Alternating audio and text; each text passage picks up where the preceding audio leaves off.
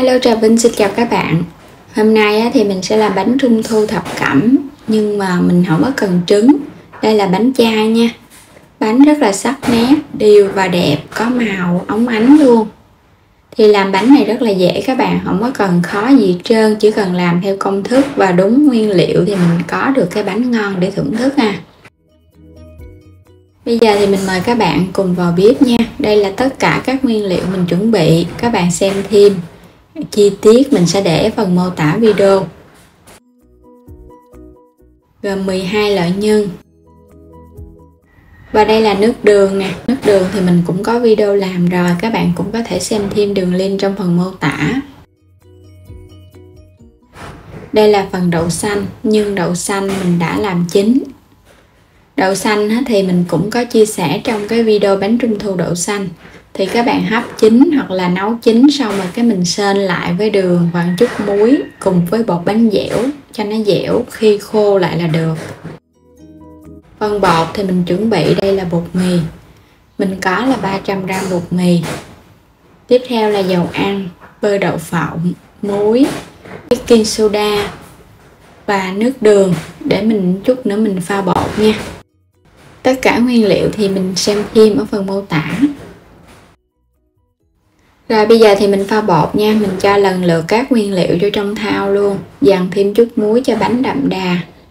Nước đường thì mình làm cái màu nó đẹp thì cái bánh nó sẽ đẹp ngon.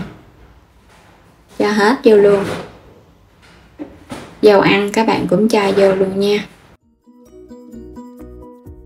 Bơ đậu phộng thì mình dùng 1 muỗng cà phê vuông.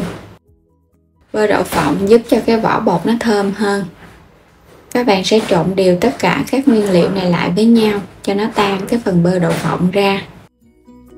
Rồi bây giờ mình sẽ lấy bột mình cho vô nha. Cho bột vô thì mình chỉ cần trộn sơ cho nó đều. Trộn cho nó đều phần bột, nếu mà thấy có khô thì mình cho thêm chút nước đường. Khi mà mình thấy bột của mình nó dẻo, mịn, vậy là được rồi, không có cần phải nhồi nó sẽ chai bánh. Mình sẽ đậy lại và để yên nửa tiếng cho bột nở ra. Mình sẽ cho hạt bí nè, hạt dưa nè, rồi hạt điều nữa mình sẽ cho mình đi rang trước nha. Mình sẽ rang những cái hạt này cho nó hơi vàng vàng cái vỏ ở bên ngoài một chút. Rang sơ qua thì mình thấy nó có màu vàng rồi, các bạn sẽ cho mè trắng vô. Rồi tới mè đen ha. Phần mè nó chín nhanh á, cho nên là cho vào sau. Các bạn rang tiếp đến khi mà nó vàng, nó thơm lên là được. Hạt còn nóng thì mình cho vô trong cái túi nè. Các bạn sẽ đập cho nó hơi nát nát ra một chút. Nó còn nóng nó giòn á. Mình sẽ đập vậy nè, nó nhanh nát hơn để nguội. Rồi cho hết vô trong thau, không có cần phải để cho nó nát quá nha. Hạt sen và đậu phộng cũng đập cho nó hơi nát nát nhẹ thôi, đừng có quá nát nó cũng không ngon. Rồi cho hết vô trong thau luôn. Mình dùng cái thau hơi lớn một chút. 2 loại mứt, mứt chanh và mứt gừng, sẽ xắt cho nó nhỏ nhỏ ra. Mứt gừng thì các bạn xắt sợi nha. Lá chanh cũng xắt sợi nhuyễn ra luôn. Rồi các bạn cho hết vô trong phần nhân nè. Nhân thập cẩm thì nó hơi cầu kỳ cái phần nhân chút, nhưng mà cũng không có khó đâu. Mình cho khoảng 2 đến 3 muỗng canh nước đường. Tiếp theo thì 2 muỗng canh rượu mai quế lộ. 1 muỗng canh dầu hào chai. 1 muỗng canh nước tương. Nhân đậu xanh đã làm chín cho vào luôn 200g. Bột bánh in hay là bánh dẻo, các bạn cho khoảng 2 muỗng canh thôi, tại vì phần nhân của mình nó đã dẻo rồi á, nó có độ kết dính rồi.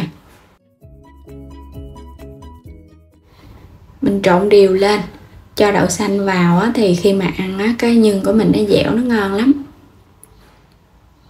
Các bạn sẽ trộn thật là đều nha, nhân nó sẽ dẻo và có độ kết dính tốt. Như vậy là được rồi nè. Bây giờ mình sẽ vo nhân. Các bạn sẽ vo nhân luôn. Cái bánh 180g thì mình vo phần nhân là 120g. Quay trở lại thao bột. Các bạn sẽ lấy khối bột ra rồi mình chia ra luôn nha. Một viên bột là 60g, mình sẽ chia ra là 8 viên. Chia đều hết rồi cái vo tròn lại. Rồi mình sẽ dùng cái miếng giấy này nè, miếng giấy nến á, hoặc là cái bọc cũng được nữa. Các bạn cán ra cho cái bột của mình nó mịn hơn và nó không có bị dính nữa. Cán cho nó hơi mỏng ra để mình dễ gói cái phần nhân vào á.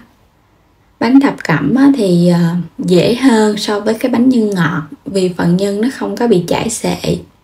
Cái bánh mình làm sao thì nó định hình giống vậy. Chỉ cần túm cho cái lớp bột nó sát vào trong nhân để khi mà mình nướng lên nó không có bị lòi lõm ở bên trong. Túm cho nó đều là được. Rồi bây giờ mình sẽ vo cho nó tròn tròn lại rồi để qua bên ha. Khuôn mình dùng thì hoa văn mình tùy thích.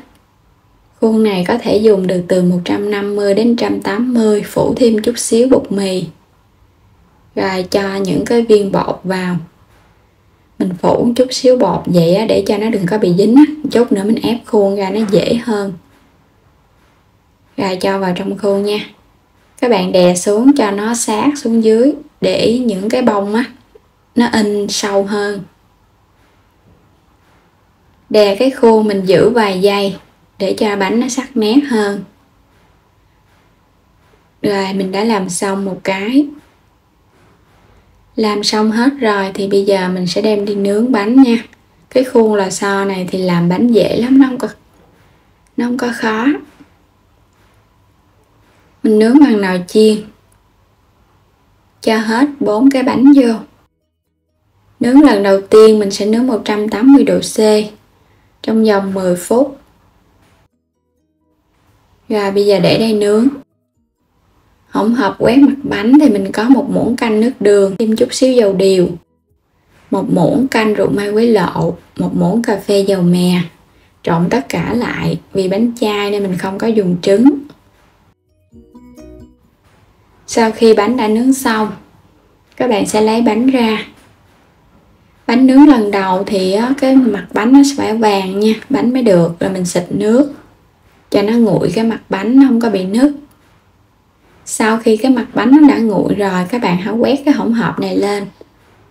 Mình quét một lớp thật là mỏng thôi, đừng có quét dày quá, những cái đường nét hoa văn nó sẽ xấu á, nó không có được sắc nét. Quét hết xung quanh cái viền bánh. Sẽ cho vào nướng lần 2. Lần 2 thì mình nướng 160 độ C với thời gian 10 phút.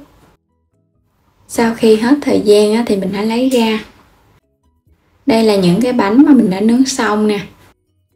Nếu các bạn thích cái bánh nó có màu đậm hơn nữa thì mình quét thêm hỗn hợp một lần nữa rồi mình nướng tiếp 5 phút nữa là được. Bánh nướng xong có thể nướng thêm ở trên cái chảo chống dính cái mặt dưới của bánh để cho cái bánh nó vàng hơn. Vậy là được rồi nha. Bảo quản bánh thì các bạn để bánh 1 ngày, sau đó rồi mình hãy cho vào những cái hộp vậy nè, có thêm cái gói hút ẩm để giúp cho bánh không có bị hư á. Rồi cho vào trong cái bọc ni lông hoặc là cái túi mình ép kín lại.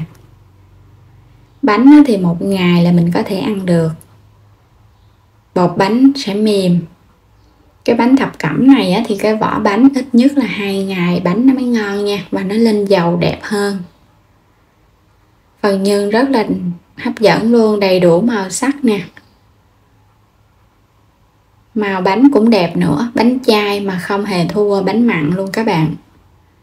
Nhìn không bao giờ biết được bánh chay ha.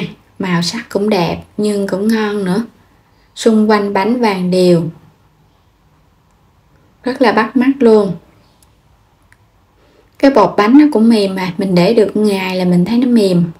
Và nó ra dầu á, cái bánh nó cũng bóng hơn nữa. Rồi bây giờ mời các bạn cùng thưởng thức nha. Nhưng rất là ngon luôn, đậm đà.